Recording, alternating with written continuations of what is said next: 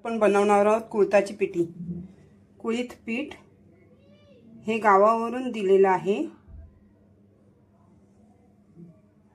मसाले आपले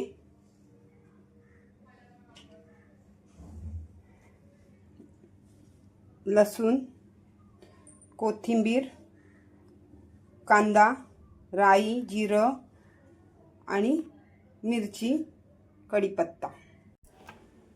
आता आपण सुरुवात करायची आहे। भांडं ठेवलेलं आहे, त्यामध्ये थोडंसं तेल घालायचं। तेल तापलेलं आहे, तेलामध्ये पहिला कढीपत्ता टाकायचा, थोडंसं जिरं, थोडीशी राई, लसूण चेचून टाकली तर त्या लसणाचा फ्लेवर चांगला येतो। मिरची,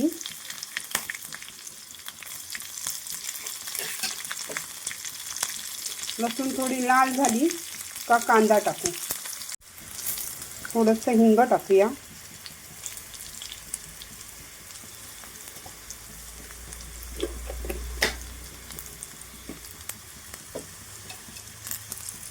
आता कांदा टाकू,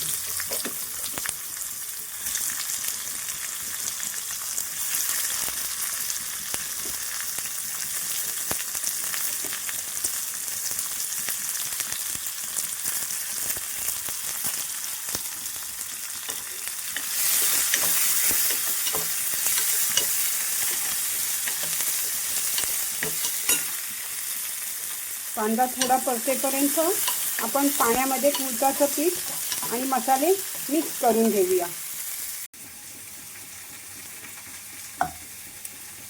हे चांगलं मिक्स करून घ्यायचं, गुठळ्या राहिल्या नाही पाहिजेत त्यात।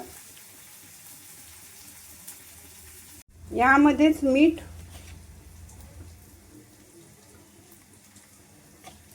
आणि थोडासा किंचित गरम मसाला, हळद आणि मसाला थोडासा मिक्स करून घ्यायचं चांगलं।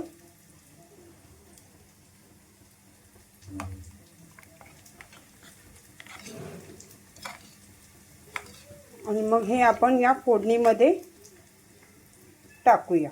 कांदा थोडासा नरम झालेला आहे, त्यामध्ये हे आपण पीठ टाकायचं आणि ढवळत राहायचं, नाहीतर गुठळ्या होतील।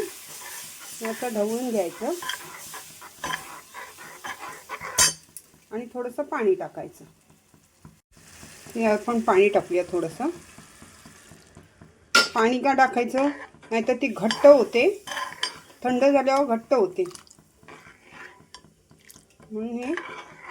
आणि पिठी पटकन शिजते, लवकर होते आणि थंडीच्या दिवसात ही प्यायला खूप छान लागते, भातावरही छान लागते। अंगदुखीसाठी ही कुळथाची पिठी खूप चांगली आहे। अजून आपण त्याच्यात पाणी टाकूया, कारण ती थंड झाल्यावरती घट्ट होते। आणि गावची असल्यामुळे गावावरून मला हे जावबाईने पीठ दिलेलं आहे,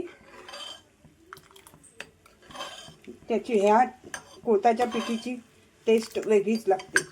ती चांगली कडलेली आहे बघा, चांगला त्याला कड आलेला आहे। आता त्यामध्ये आपण 2 कोकम टाकूया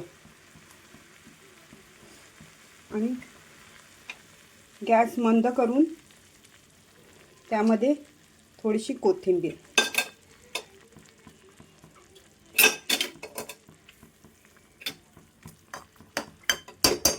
आता आपण ही आपली तयार झालेली आहे। आता आपण गॅस बंद करूया।